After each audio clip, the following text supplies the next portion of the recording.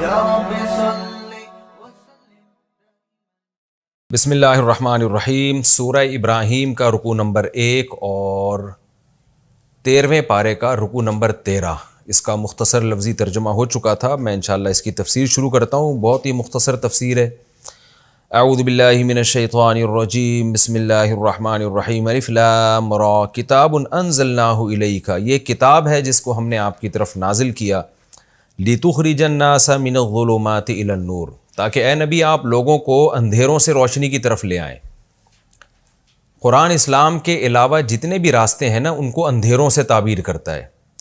اندھیرے سے بھی کیا اور اندھیروں سے بھی۔ اندھیرا کا مطلب ہے جنس کے لحاظ سے تو سب اندھیرے ہیں، اور اندھیروں کا مطلب بہت ساری قسمیں ہیں گمراہیوں کی، لیکن وہ ساری قسمیں مختلف قسم کے اندھیرے ہیں۔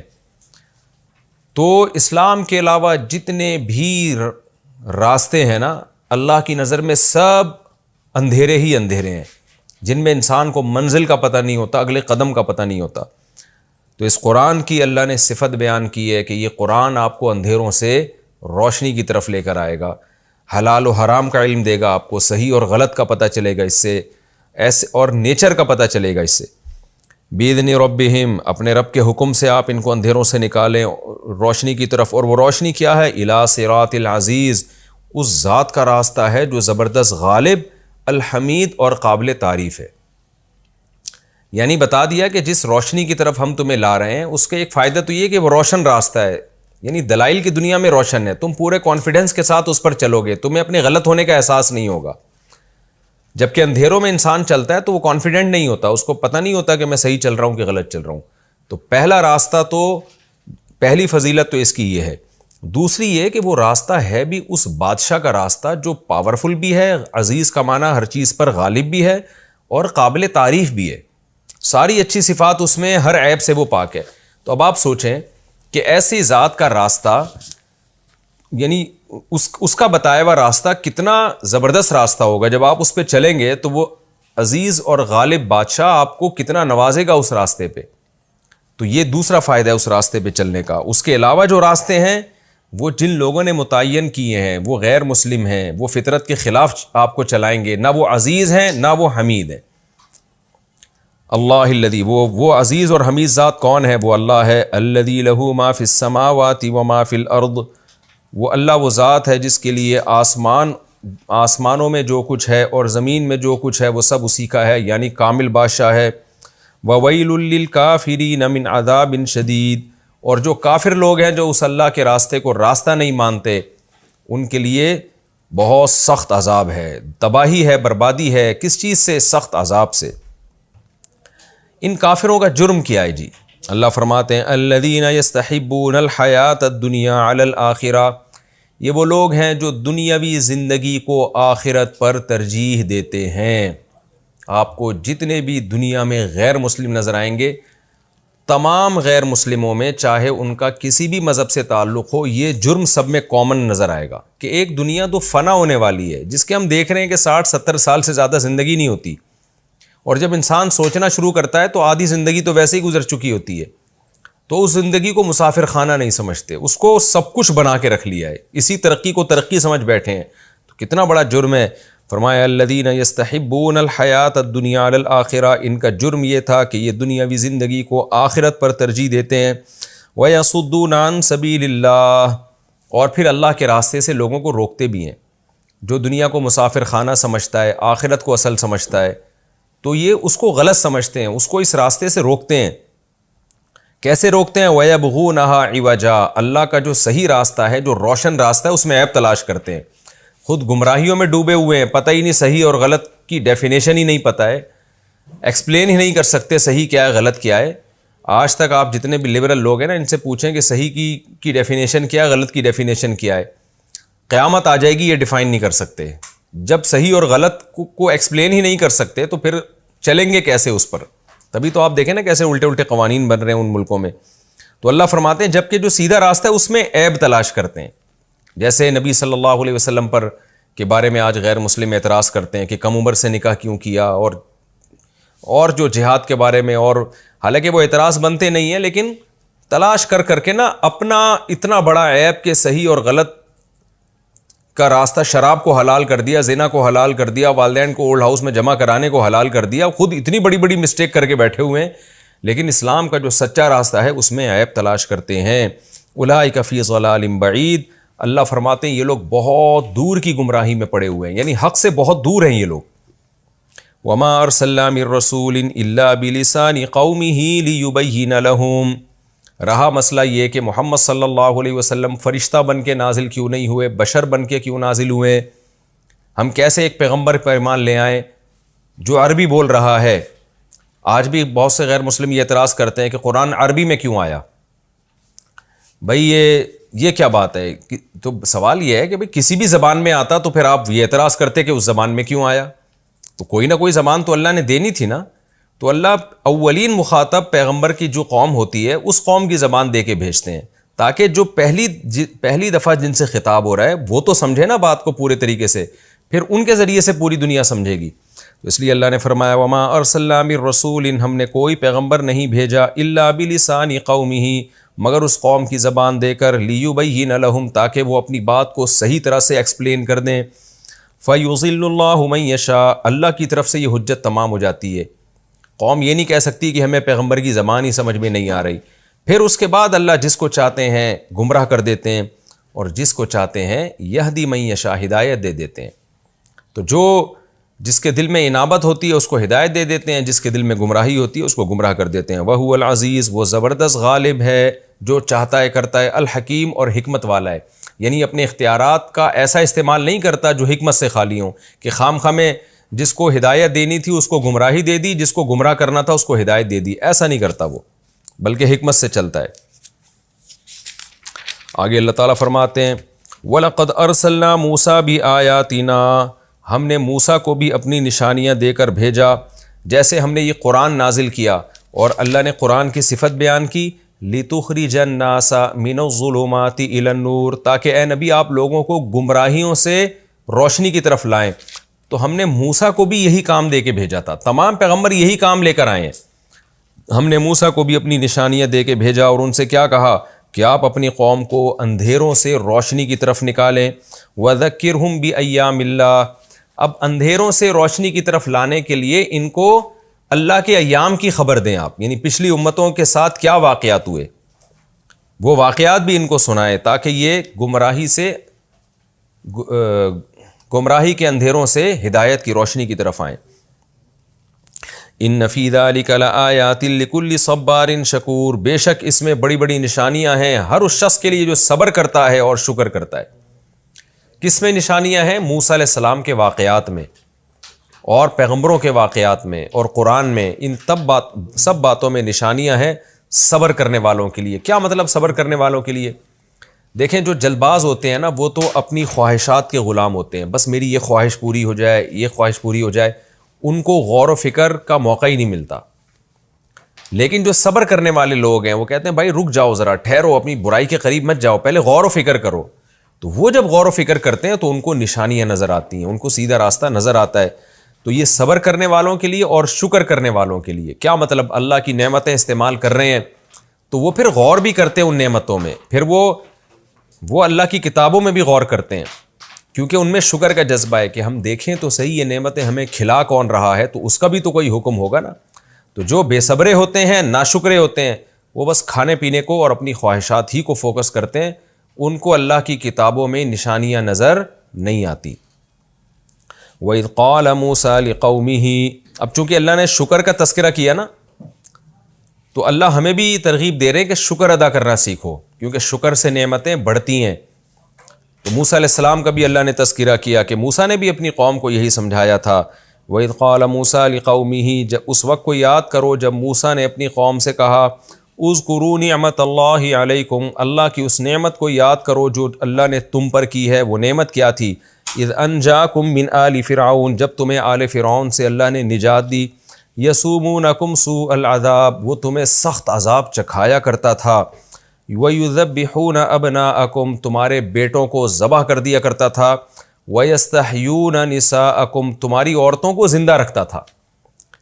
یا تو دونوں کو قتل کر دیتا نا، عورت کو زندہ رکھنا تاکہ اس سے پھر کسی قوم کی عورتوں کو کوئی ظالم لوگ غلام بنائیں، لونڈیاں بنائیں اور ان کو اپنے خواہشات میں استعمال کریں تو اس قوم کے لیے یہ بڑی ذلت ہوتی ہے. تو اس قوم کی خواہش ہوتی ہے اگر ہمیں قتل کیا جا رہا ہے تو پھر ہماری عورتوں کو لونڈیاں نہ بنایا جائے. تو لیکن یہ بڑی ذلت کی بات ہوتی ہے کہ مردوں کو قتل کر دیں اور ان کی عورتوں پہ قبضہ کر لیں. تو اللہ فرماتے ہیں یہ بڑی ذلت تھی. وفی ذالکم بلاء من ربکم عظیم، تمہارے رب کی طرف سے یہ بہت بڑی آزمائش تھی تمہارے اوپر. تو ہر آزمائش کی نسبت چونکہ اللہ کی طرف کی جاتی ہے، اگرچہ کام یہ فرعون کر رہا تھا لیکن اللہ نے بھی تو ہونے دیا نا. یہ اللہ چاہتے فرعون کا زبردستی روک دیتے اسی وقت، اس لیے نسبت اللہ کی طرف کہ کام تو فرعون نے کیا مگر یہ آزمائش اللہ کی طرف سے بنی اسرائیل کے لیے آزمائش بن گئی. یہ عذاب اللہ کی طرف سے بنی اسرائیل کے لیے آزمائش بن گیا. تو موسیٰ علیہ السلام نے کیا فرمایا کہ اللہ نے تمہیں اس آزمائش سے بچایا تو تم اس کا شکر ادا کرو. تو شکر ادا کریں گے تو پھر اللہ کی نعمتوں میں غور کا موقع ملے گا اور اللہ کی کتابوں میں غور کا موقع ملے گا. مختصر رکوع تھا یہ، ہمارا رکوع کمپلیٹ ہو گیا اور اس میں چند علمی نکات بھی میں آپ کے سامنے پیش کر دیتا ہوں. پہلی بات تو یہ کہ اللہ نے سورت کو شروع کیا کہ ظلمات سے نور کی طرف قرآن آپ کو نکالے گا. حقیقت یہی ہے کہ آپ اگر قرآن چھوڑ دیتے ہیں، خدا کی قسم آپ کے پاس سیدھا راستہ متعین کرنے کے لیے کوئی لا نہیں ہے، کوئی قانون نہیں ہے، کوئی قوم نہیں ہے جس کے پاس سیدھا راستہ ہو جو آپ کو بتائے صحیح کیا ہے غلط کیا ہے. تو انسان بھٹکتا رہے گا. یہ کتنی بڑی حقیقت قرآن نے بیان کی. اور دوسری بات یہ، اس میں اللہ نے دنیا کی محبت کی برائی کو بیان کیا ہے. یستحبون الحیات الدنیا علی الآخرہ. اللہ کی نظر میں یہ بہت بڑا عیب ہے کہ آپ ہمیشہ رہنے والی زندگی پر اس تھوڑی سی زندگی کو ترجیح دیتے ہیں. آج ہمارے جو نام نہاد لبرل لوگ ہیں نا، ان کی نظر میں جنت جہنم کی کوئی ویلیو نہیں ہے. وہ اسی ترقی کو حرف آخر سمجھتے ہیں، دنیا کی ترقی کو. تبھی ان کی نظر میں غریب ہونا ایک بہت بڑی گالی ہے، ایک بہت بڑا عیب ہے. تو جبکہ اسلام میں غریب ہونا کوئی عیب نہیں ہے. ہاں اپنی سستی اور حماقتوں کی وجہ سے کوئی ہو تو ایک الگ بات ہے، ورنہ اللہ کی طرف سے غربت بھی کوئی عیب نہیں ہے، بیماریاں بھی کوئی عیب نہیں ہے. تو یہ ہمیں اپنے کانسیپٹ کو درست کرنا پڑے گا، کیونکہ دنیا میں غلبہ انہی لوگوں کا ہے جو اسلام کو نہیں مانتے. تو انہی کے نظریات سے ہمارا نوجوان طبقہ خاص طور پہ متاثر ہو رہا ہے. تو ہم دنیا کے مقابلے میں ترجیح آخرت کو دیں گے. یہ دنیا مسافر خانہ ہے، اس کو مسافر خانہ ہی سمجھیں گے. اور ایک علمی نقطے کی بات کیا پتہ چلی کہ جو غیر مسلم لوگ ہیں یا اسلام دشمن لوگ ہیں، وہ اسلام میں کجی تلاش کرتے رہیں گے. اپنے بڑے بڑے عیبوں کو چھوڑ کر اسلام کی چھوٹی چھوٹی چیزیں ان کو بہت بڑی بڑی نظر آئیں گی. وَيَبْغُونَهَا عِوَجًا میں اللہ نے یہ بیان کیا. اور ایک اہم بات اللہ نے یہ بیان کی کہ ہم نے جس پیغمبر کو بھیجا اس قوم کی زبان دے کے بھیجا. تو علماء پیغمبروں کے وارث ہوتے ہیں. تو جس قوم میں عالم محنت کر رہے ہیں ان کو اس قوم کی زبان میں مہارت حاصل کرنی چاہیے. ہمارے یہاں کیا ہو رہا ہوتا ہے کہ بعض دفعہ عوام کی زبان ہی واعظ کو پتہ نہیں ہوتی. اتنی گاڑی زبان استعمال ہو رہی ہوتی ہے اردو یا عربی کی کہ وہ پبلک کی سمجھ سے بالاتر ہے. تو اس لیے واعظین کی ذمہ داری ہے کہ جب وہ جس قسم کے طبقے سے بات کر رہے ہیں تو اس طبقے کی زبان اور اس کے لب و لہجے میں بات کریں. ہوتا یہ ہے نا کہ علماء چونکہ کتابیں بڑی اعلیٰ پڑھتے ہیں، عربی سیکھتے ہیں، تو ان کی اصطلاحات اور ٹرمز پھر وہی استعمال کرنا شروع کر دیتے ہیں جو عوام سے کی فہم سے بالاتر ہوتی ہے. آپ نے اکثر ڈاکٹروں کے انٹرویو دیکھے ہوں گے یوٹیوب پر. ڈاکٹر سے کوئی میڈیکل سائنس کی بات اگر آپ پوچھ لیں نا تو ڈاکٹر جس طرح سے ایکسپلین کرتے ہیں وہ ڈاکٹر ہی کو سمجھ میں آ رہا ہوتا ہے، پبلک کو سمجھ میں نہیں آ رہا تو یہ کیا کہہ رہے ہیں. وہ فوراً اپنی میڈیکل سائنس کی ٹرم یوز کرنا شروع کر دیتے ہیں. تو میں کبھی کسی ڈاکٹر سے انٹرویو لیتا ہوں تو ان کو بتاتا ہوں کہ آپ نے اپنی میڈیکل سائنس کی جو ٹرمز ہیں ان کو ایک طرف رکھیں، آپ نے دیسی اسٹائل میں بالکل دیسی زبان میں عوام کے لیول پہ آ کے سمجھانا ہے. تو یہی علماء کی بھی ذمہ داری ہے. اس آیت سے پتہ چلتا ہے کہ عوامی زبان سیکھیں. اسی آیت سے بڑے بڑے علماء نے اس دور میں استدلال کیا ہے کہ اب عالم کے لیے ایسی زبان سیکھنا جو دنیا میں سب سے زیادہ بولی جا رہی ہے، وہ بھی اسی آیت سے اس کی بھی فضیلت ثابت ہوتی ہے. اگر آپ بڑی سطح پہ کام کرنا چاہتے ہیں تو آپ کو بڑی زبان سیکھنی پڑے گی. مثال کے طور پر آپ بین الاقوامی سطح پہ بڑا کام کرنا چاہتے ہیں تو آپ کو انگلش میں مہارت پیدا کرنی پڑے گی. آپ بر صغیر میں بڑا کام کرنا چاہتے ہیں تو آپ کو اردو میں مہارت پیدا کرنی پڑے گی.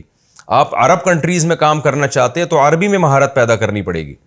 ہمارے یہاں طلباء جو گاؤں دیہاتوں سے آتے ہیں، اردو پشتو بولنے والے، سندھی بولنے والے، پنجابی بولنے والے، میں ان سے کہتا ہوں کہ آپ کو اگر اس خطے میں کام کرنا ہے تو اردو میں آپ کو مہارت پیدا کرنی ہے. کیونکہ ظاہر ہے سندھی ایک محدود علاقے میں بولی جا رہی ہے، پشتو بھی کافی بڑی زبان ہے لیکن ایک محدود علاقے میں بولی جا رہی ہے، اور پنجابی ایک محدود علاقے میں، بلوچی، اردو ایک ایسی زبان ہے جو بنگلہ دیش میں بھی بہت بڑے خطے میں سمجھی جا رہی ہے، برما میں بھی بہت بڑے علاقے میں سمجھی جا رہی ہے، ہندوستان میں 99% سمجھی جا رہی ہے، اور پاکستان میں 100% سمجھی جا رہی ہے، الا ماشاء اللہ۔ تو ہمیشہ ایک عالم کو، واعظ کو بڑی سے بڑی زبان کی طرف آنا چاہیے تاکہ اس کا پیغام زیادہ سے زیادہ لوگوں تک پہنچ سکے۔ تو یہ بھی ہمیں اس آیت سے پتہ چلتا ہے۔ اور اس آیت میں ان فی ذلک لآیات لکل صبار شکور، صبر اور شکر کی بھی فضیلت کے دو ہی چیزیں ہیں، مصیبتوں پہ صبر کرنا ہے، نعمتوں پہ شکر کرنا ہے۔ دو ہی حالتیں ہوتی ہیں نا انسان کی، یا تو مصیبت میں ہوگا یا خوشیوں میں ہوگا۔ تو جو مصیبت میں صبر اور خوشیوں میں شکر کرتے ہیں وہی اللہ کی بنائی ہوئی چیزوں سے معرفت حاصل کرتے ہیں، اور جن میں یہ دو چیزیں نہیں ہیں وہ خواہشات کے غلام بنتے ہیں، اور مصیبتوں میں جو ہے نا خودکشیوں کے پلان بناتے ہیں، اور اللہ کی نافرمانی میں اور زیادہ جری ہونا شروع ہو جاتے ہیں۔ تو اسی صبر اور شکر کے لیے اللہ تعالیٰ نے بنی اسرائیل کا واقعہ بیان کیا کہ اللہ نے بنی اسرائیل پر مصیبتیں بھی ڈالی جس پہ انہوں نے صبر کیا، اور پھر موسیٰ علیہ السلام کے ذریعے فرعون سے نجات بھی دی جس پر اللہ نے ان سے شکر کا مطالبہ بھی کیا۔ تو یہ رکوع ہمارا کمپلیٹ ہو گیا۔ اب ہم اگلے رکوع کی طرف چلتے ہیں، سورہ ابراہیم کا رکوع نمبر 2 اور 13ویں پارے کا رکوع نمبر 14۔ اس کا لفظی ترجمہ ہوگا، پھر انشاءاللہ اس کی تفسیر ہوگی، مختصر گرامر کے ساتھ ترجمہ ہوگا۔ بسم اللہ الرحمن الرحیم۔ وَإِذْ تَأَذَّنَ رَبُّكُمْ، یہ بھی پچھلے رکوع سے ہی اس کا لنک ہے۔ موسیٰ علیہ السلام نے اپنی قوم سے کہا، یہ وہی موسیٰ علیہ السلام کی بات چل رہی ہے۔ وَإِذْ تَأَذَّنَ رَبُّكُمْ، موسیٰ علیہ السلام نے کیا کہا کہ اس وقت کو یاد کرو جب تمہارے رب نے تمہارے سامنے یہ اعلان کیا تھا۔ تأذنا، اذنا ایک ہی مطلب ہے، تقریباً ایک ہی مفہوم ہے، کہ تمہارے رب نے یہ اناؤنسمنٹ کی تھی موسیٰ کے ذریعے۔ کیا اناؤنسمنٹ تھی؟ لئن شکرتم، اگر تم شکر کرو گے، لأزیدنکم، میں تم میں اور اضافہ کروں گا۔ تم میں کا مطلب تمہاری نعمتوں میں اور اضافہ کروں گا۔ وَلَئِن کَفَرْتُمْ، اور اگر تم نے ناشکری کی، اِنَّ عَذَابِي لَشَدِيدٌ، تو میرا عذاب بہت سخت ہے۔ وقال موسیٰ، اور موسیٰ نے یہ بھی کہا، ان تکفروا، اے بنی اسرائیلیو اگر تم ناشکری کرو گے، کفر یکفرو کا مطلب ناشکری بھی آتا ہے، تو سیاق و سباق کے حوالے سے یہاں مطلب ناشکری ہوگا۔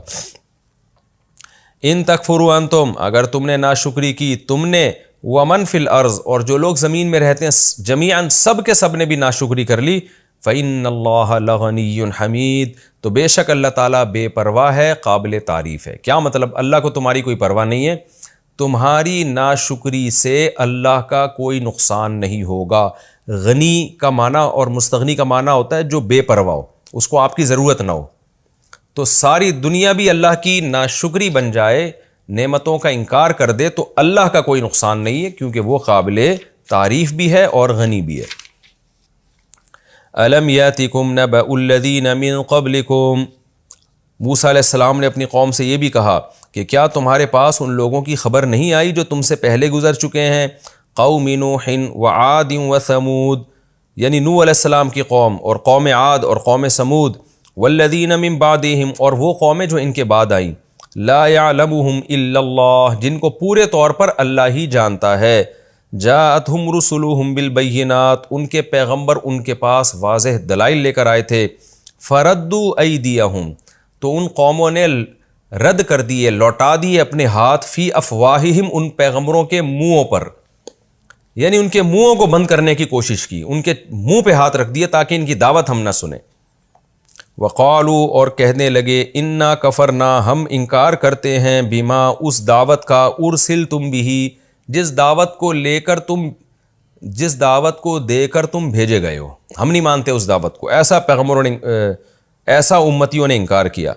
وَإِنَّا، اور بے شک ہم، لفی شکن، ہم شک میں ہے، مما، اس چیز سے، مما اصل میں منما تھا، تدعوننا الیہ، تدعونا آپ بلاتے ہیں، نا ہمیں، الیہ جس چیز کی طرف، مریب تردد میں ڈالنے والا شک، ہم ایسے شک میں ہیں جس نے ہمیں شک میں ڈال دیا ہے، تو ہم ایسے اس طرح کے شک میں، آپ کی اس دعوت کے بارے میں ایسے شک میں ہیں جس دعوت کی طرف آپ ہمیں بلا رہے ہو، آپ ہمیں جس توحید کی دعوت کی طرف بلا رہے ہو، ہم اس سے شک میں پڑے ہوئے ہیں، ہم نہیں مانتے اس کو۔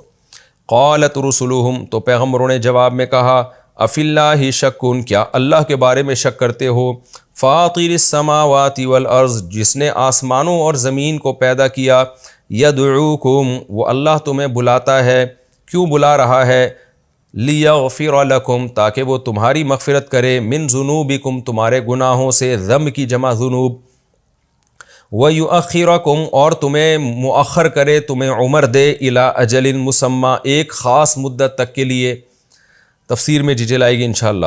قالوا، لیکن قوم جواب میں کیا کہتی ہے، ان انتم، نہیں ہو تم، الا مگر، بشر مثلنا، ہماری طرح کے انسان، تریدون، تم یہ ارادہ کرتے ہو، ان تصدونا، اصل میں تھا تصدوننا، تو ان کی وجہ سے ایک نون گر گیا، ان تصدونا، کہ تم یہ ارادہ کرتے ہو کہ تم ہمیں روک دو، عما، اصل میں تھا عن ما، اس چیز سے، کان یعبد آباؤنا، جن کی ہمارے باپ دادا عبادت کیا کرتے تھے، تم ہمیں اس معبود سے روکنے کی کوشش کرتے ہو۔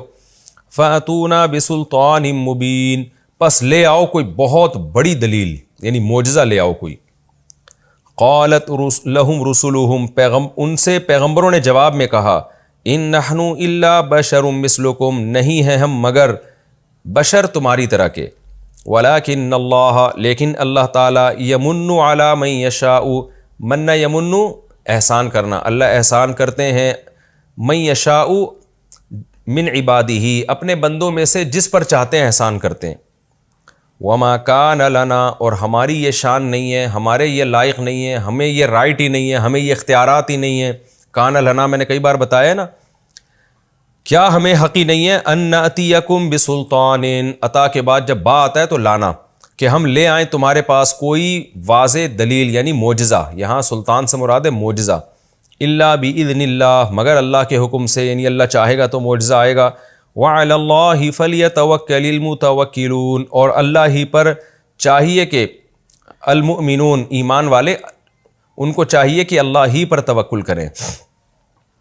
وما لنا الا نتوکل علی اللہ، اور ہمیں کیا ہو گیا، ما لنا، ہمیں کیا ہو گیا کہ ہم نہ توکل کریں اللہ پر، وقد ہدانا، جبکہ اس نے ہمیں ہدایت دی ہے، سبلنا، ہمارے راستوں کی طرف، یعنی جن راستوں پہ ہم چل رہے ہیں، جو سیدھے راستے ہیں، ان کی طرف اللہ نے ہمیں رہنمائی کی ہے۔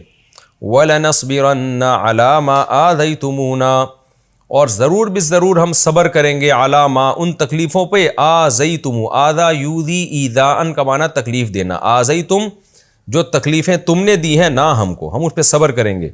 وَعَلَى اللَّهِ فَلْيَتَوَكَّلِ الْمُتَوَكِّلُونَ، اور توکل کرنے والوں کو چاہیے کہ اللہ ہی پر توکل کریں۔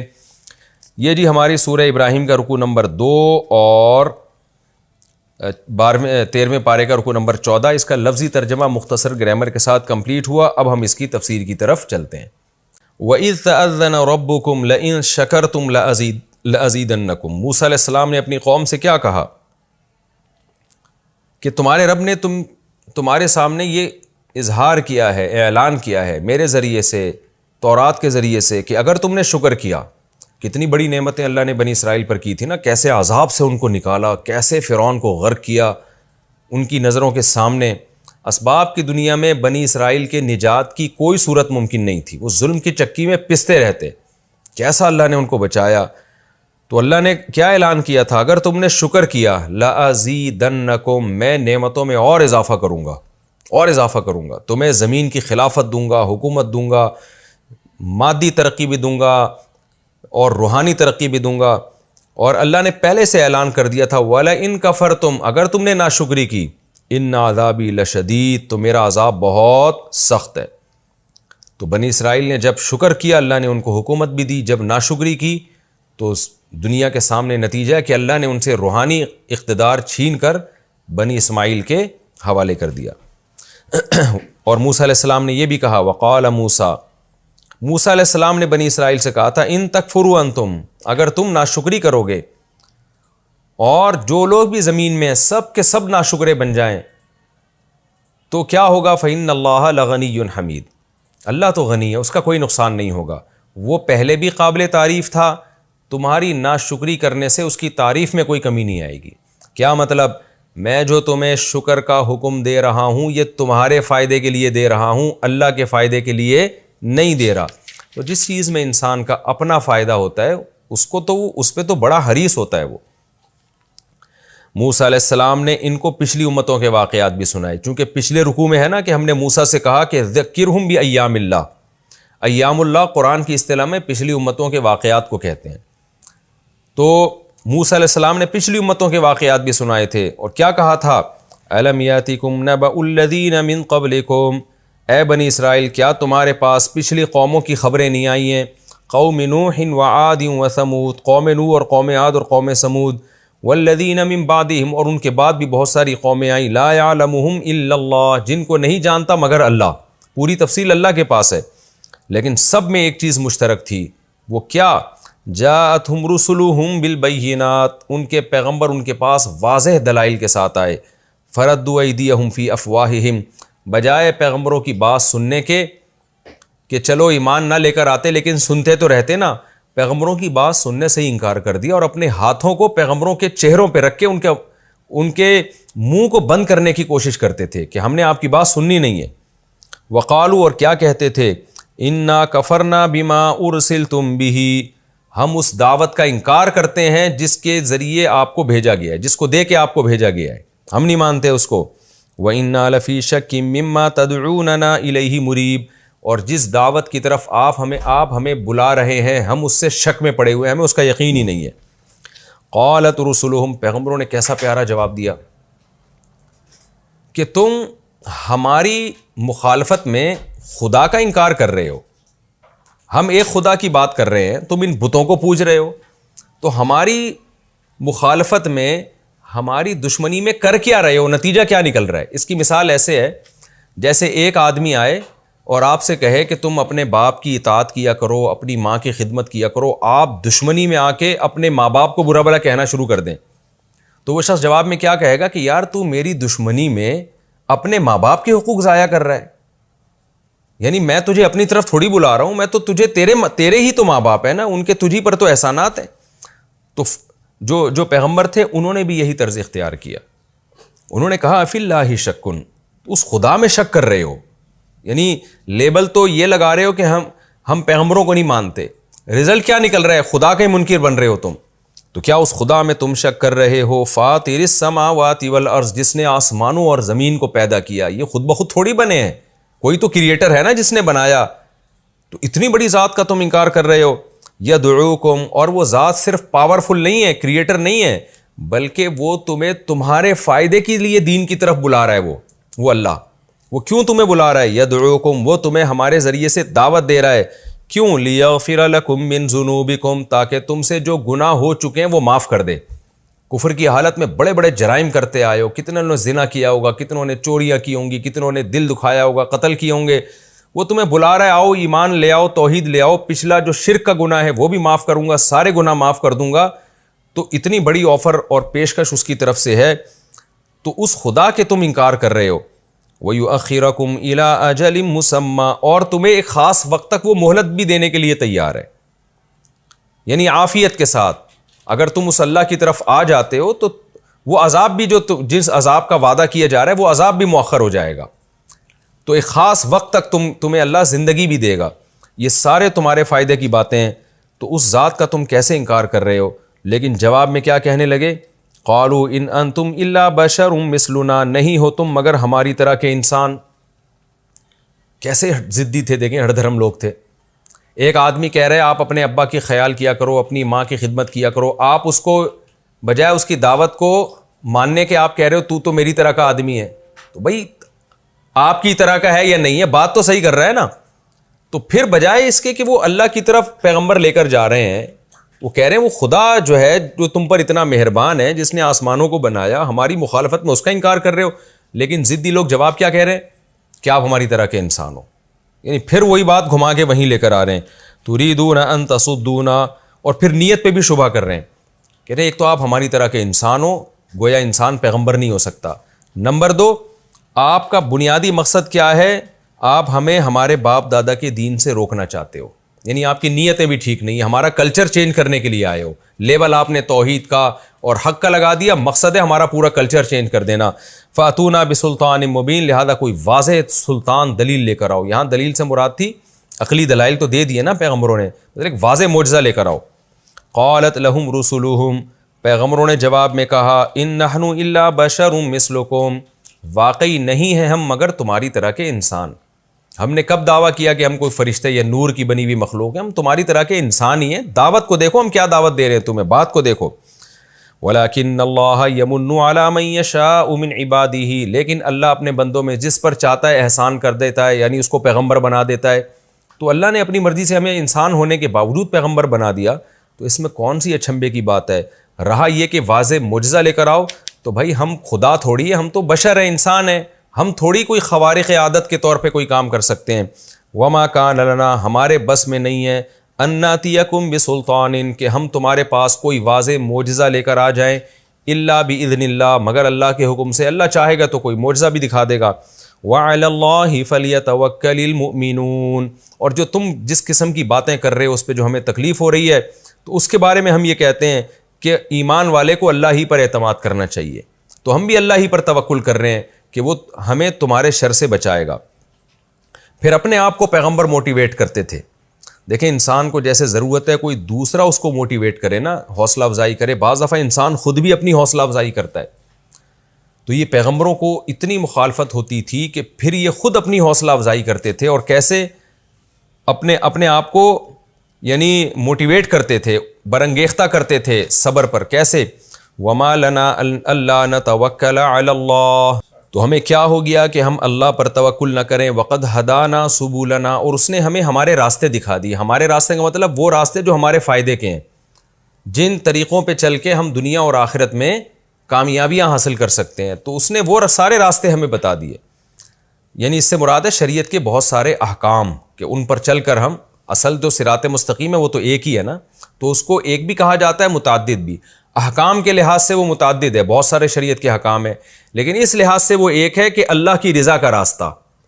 تو اللہ کی رضا کا راستہ، جو بھی اللہ کی رضا کا راستہ ہوگا نا، وہ اس مفہوم کے لحاظ سے ایک ہی ہوگا کہ ہر وہ راستہ جس پہ چل کے اللہ کی رضا حاصل ہوتی ہے، اور اس لحاظ سے وہ متعدد ہے کہ شریعت کے جو احکام ہیں، نماز پڑھو، زکوٰۃ دو، روزہ رکھو، اس لحاظ سے ان کو متعدد کہا گیا۔ یعنی معنوی اعتبار سے وہ ایک ہی ہے کہ سب کا مقصد یہ ہے کہ اللہ کی رضا حاصل کی جائے، اور تقسیم کے لحاظ سے وہ متعدد راستے ہیں۔ وقد ہدانا سبلنا، اس نے ہمیں ہمارے راستے یعنی ہمارے فائدے کے راستے بھی دکھا دیے۔ وَلَنَصْبِرَنَّ عَلَىٰ مَا آذَيْتُمُونَا، اور تم جو ہمیں تکلیفیں پہنچا رہے ہو، تم اگر یہ سمجھتے ہو کہ اس کی وجہ سے ہم دعوت سے پیچھے ہٹ جائیں گے تو یہ تمہاری بھول ہے۔ ہم ضرور ضرور صبر کریں گے ان مصیبتوں پہ جو تکلیفیں ہمیں دے رہے ہو۔ کیوں؟ وَعَلَى اللَّهِ فَلْيَتَوَكَّلِ الْمُتَوَكِّلُونَ، کیونکہ توکل کرنے والوں کو چاہیے اللہ ہی پہ توکل کریں۔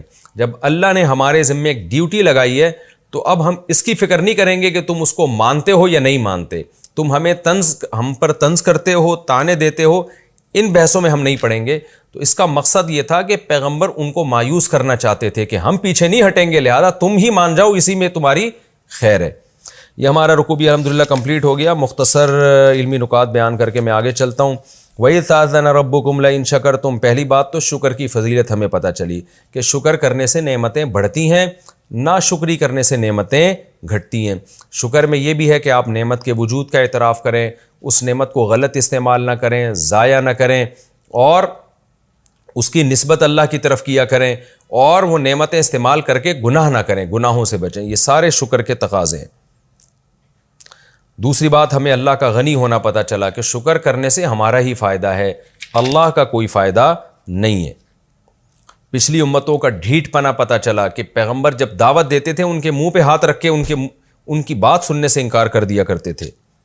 اور جیسے سورہ نوح میں آتا ہے نا کہ نوح علیہ السلام نے کہا، اللہ میں نے جب بھی اپنی قوم کو دین کی دعوت دی تو یہ اپنی کانوں میں انگلیاں ٹھوس لیا کرتے تھے تاکہ دعوت سننے ہی کو نہ ملے۔ اور ایک بات یہ بھی پتہ چلی کہ جو فاطر السماوات والارض ہے اس میں شک کی گنجائش نہیں ہے۔ آج جو ملحد لوگ ہیں، ایتھیسٹ لوگ ہیں، وہ خدا کے وجود ہی کے منکر ہیں، تو ان کو بھی آپ یہ آیت کہہ سکتے ہیں، فی اللہ شک فاطر السماوات والارض، یار جس نے آسمانوں اور زمینوں کو بنایا اس میں شک کرتے ہو؟ یعنی اس کی مثال ایسے جیسے کسی میکینک نے کوئی گاڑی بنائی، اب آپ کہیں یہ گاڑی خود بخود بنی ہے، تو اگلا کیا کہے گا، یار اس گاڑی کے بنانے والے میں تم شک کرتے ہو، اس کے انکار کر رہے ہو، اتنی عجیب و غریب چیز خود سے کیسے بن گئی؟ تو یہی انداز پیغمبروں کا ہے کہ گاڑی تو ایک چھوٹی سی چیز ہے، پوری اس کائنات کو سجا دیا جس ذات نے، اس کے وجود کے تم منکر ہو رہے ہو، یہ کیسے بن سکتی ہے خود بخود؟ تو یہ الحاد اور جو ایتھیس لوگ ہیں ان کے لیے بھی یہ آیت بہت بڑی زبردست آیت ہے، بہت مضبوط دلیل ہے یہ خدا کے وجود پر۔ اور اس میں ہمیں یہ بھی پتہ چلتا ہے کہ بشریت اور رسالت ایک دوسرے کے منافی نہیں ہے۔ یہ مضمون قرآن میں متعدد بار ہے۔ آج بہت سے لوگ کہتے ہیں محمد صلی اللہ علیہ وسلم نور تھے، بشر نہیں تھے۔ بار بار یہ تانا پیغمبروں کو دیا گیا ہے کہ آپ بشر نہیں ہیں، تو پیغمبروں نے کبھی بھی یہ نہیں کہا کہ ہم بشر نہیں ہیں، ہمیشہ یہ کہا کہ ہم تمہاری طرح کے بشر ہیں۔ لیکن ایک بشر جس پر اللہ نے احسان کر کے نبی بنا دیا، اور ایک بشر جس کو نبوت نہیں ملتی، تو بشریت، انسان ہونا اور نبوت یہ دونوں ایک دوسرے کے معارض نہیں ہیں۔ اور یہ بھی پتہ چلا کہ انہوں نے کہا کہ ہم کوئی معجزہ لا نہیں سکتے جب تک اللہ کا حکم نہ ہو، تو معجزے کا اختیار پیغمبر کے پاس نہیں ہوتا، اللہ کے پاس ہوتا ہے۔ پیغمبر کو یہ اللہ نے طاقت نہیں دی ہے کہ وہ اسباب سے ہٹ کے کوئی کام کر لے جس کی کوئی لاجک ہی نہ بنتی ہو، یہ طاقتیں اللہ کے پاس ہیں۔ اور توکل کی بھی فضیلت معلوم ہوئی کہ ہمیں اعتماد کس پہ کرنا ہے، اللہ پر۔ یہ ہمارا رکوع کمپلیٹ ہوا، وقت تھوڑا رہ گیا، جلدی سے میں اگلے رکوع کا ترجمہ کم از کم انشاءاللہ مکمل کر دیتا ہوں اس ٹائم کے اندر۔ ہم شروع کرتے ہیں سورہ ابراہیم کا رکوع نمبر 4 اور 13ویں پارے کا رکوع نمبر 15۔ اس کا لفظی ترجمہ ہوگا مختصر گرامر کے ساتھ، پھر انشاءاللہ اس کی تفسیر۔ بسم اللہ الرحمن الرحیم۔ وقال الذین کفروا لرسولہم، آسان ترجمہ ہے، اب میں جلدی چلاؤں گا، مجھے امید ہے آپ انشاءاللہ ترجمے میں ایکسپرٹ ہو چکے ہوں گے اب تک۔ تو کافروں نے کیا کہا اپنے پیغمبروں سے، لَنُخْرِجَنَّكُم مِّنْ أَرْضِنَا، اخراج کریں گے ہم ضرور بضرور آپ کا اپنی زمین سے، یعنی اپنے علاقے سے، اَوْ لَتَعُودُنَّ، الا یہ کہ آپ لوٹ آئیں، یا یہ کہ آپ لوٹ آئیں، عاد یعود کا معنی لوٹنا، لَتَعُودُنَّ، آپ سب لوٹ آؤ، فی ملتنا، ہماری ملت میں۔ فَأَوْحَىٰ إِلَيْهِمْ رَبُّهُمْ، پھر اللہ نے ان پیغمبروں کی طرف وحی کی، لَنُهْلِكَنَّ الظَّالِمِينَ، کہ ہم ان ظالموں کو اب ہلاک کر دیں گے، وَلَنُسْكِنَنَّكُمُ الْأَرْضَ، اور ہم اسکن یسکنو، اسکانن کا معنی ہوتا ہے ٹھکانہ دینا، سکونت دینا، تو نسکی ننا، نون تاکید کے لیے آگے جو نون آ رہا ہے نا، ہم ضرور بضرور تمہیں یعنی پیغمبروں کو ٹھکانہ دیں گے زمین میں، من بعدہم، ان کے بعد، ان قوموں کو ہلاک کریں گے، ہم ٹھکانہ آپ کو دیں گے۔ ذالک لمن خاف مقامی، یہ جو خوشخبری ہے، ذالک لمن، ہر اس شخص کے لیے ہے، خاف مقامی، جو میرے سامنے کھڑے ہونے سے ڈرتا ہے، وخاف وعیدی تھا اصل میں، یا کو حذف کر دیا، اور میری وعید سے ڈرتا ہے، جو بھی میری جو وعید دھمکیوں کو کہتے ہیں، جو ان سے ڈرتا ہے اور میرے سامنے حساب و کتاب سے ڈرتا ہے، اور اتنا کہ اس ڈر کی وجہ سے اپنے اعمال درست کر لے، تو ان سب کے لیے میری یہ خوشخبری ہے۔ وَاسْتَفْتَحُوا، لیکن انہوں نے فیصلہ طلب کیا، استفتاح فتح فیصلے کو بھی کہتے ہیں، قوم کہنے لگی جلدی عذاب آئے، فیصلہ ہو جانا چاہیے، وَخَابَ كُلُّ جَبَّارٍ، اور خائب و خاسر ہو گیا، ناکام ہو گیا ہر جبار، عنید، ہر ضدی، ہر دھرم، عناد سے نکلا، کہتے ہیں نا ضد اور عناد۔ جبار کا مطلب جو بھی ظالم جابر لوگ تھے وہ سارے کے سارے برباد ہو گئے۔ من ورائہ، اور ہر جبار اور عنید کے پیچھے جہنم، جہنم ہے، یعنی دنیا میں بھی برباد ہوئے، اور اس کے پیچھے کیا ہے، جب وہ مریں گے تو آگے کیا ہے، جہنم ہے۔ وَيُسْقَىٰ مِن مَّاءٍ صَدِيدٍ، اور پلایا جائے گا ان کو ماء، پانی، صدید، پیپ والا۔ یتجرعہ، جرع یجرع جرعتاً، گھونٹ بھرنے کو کہتے ہیں، اور تجرع مشکل سے کسی چیز کے گھونٹ بھرنا۔ یتجرعہ، یہ اس پیپ والے پانی کو گھونٹ بھر بھر کے پینے کی کوشش کرے گا، لیکن ولا یکادو، کادا یکادو کئی بار یہ لفظ آ چکا ہے، لیکن قریب ہی نہیں ہوگا، یسیغہ، کہ اس کو گلے میں اتار لے، اتنا گندا اور اتنا کھولتا ہوا بدبودار ہوگا کہ کوشش کرے گا گھونٹ بھر بھر کے اس کو گلے میں اتارے، مگر اتار نہیں سکے گا۔ ساغ یسیغو کا معنی پینا، جیسے سورہ نحل میں آتا ہے نا، سائغ للشاربین، دودھ کے بارے میں آتا ہے کہ پینے والوں کے حلق میں پھسلتا چلا جاتا ہے، تو اساغا کا معنی پھسلانا، اتارنا، اور ساغا کا معنی اترنا، تو لا یکادو یسیغہ، یکرمہ کی طرح ہے، قریب بھی نہیں ہوگا کہ اس کو حلق میں اتار سکے۔ وَيَأْتِيهِ الْمَوْتُ، اور موت اس کے پاس آئے گی، من کل مکان ہر طرف سے، وما ہوا بمیت لیکن وہ مرے گا نہیں، ومن ورائہ اور پھر اس کے بعد مزید عذاب غلیظ، اس سے بھی زیادہ سخت عذاب ہوگا۔ تفسیر میں انشاءاللہ اس کی ڈیٹیل آئے گی۔ وقت ہمارا چونکہ مکمل ہو چکا ہے تو ترجمہ بھی ابھی تھوڑا سا باقی ہے، تو چونکہ زیادہ آیتیں باقی ہیں تو اب ہم یہیں تک اس کو ختم کر دیتے ہیں۔ اگلے ایپیسوڈ میں انشاءاللہ میں سورہ ابراہیم کا رکوع نمبر 3 اور 13ویں پارے کا رکوع نمبر 15، تو اس کا میں لفظی ترجمہ مثل الذین کفروا بربہم اعمالہم، یہاں سے اس کا ترجمہ انشاءاللہ میں شروع کروں گا، پھر ترجمہ کمپلیٹ ہونے کے بعد اس پورے رکوع کی ہم تفسیر شروع کریں گے۔ اللہ تعالی ہمیں سمجھنے کی، عمل کی توفیق عطا فرمائے۔ وما علینا الا البلاغ۔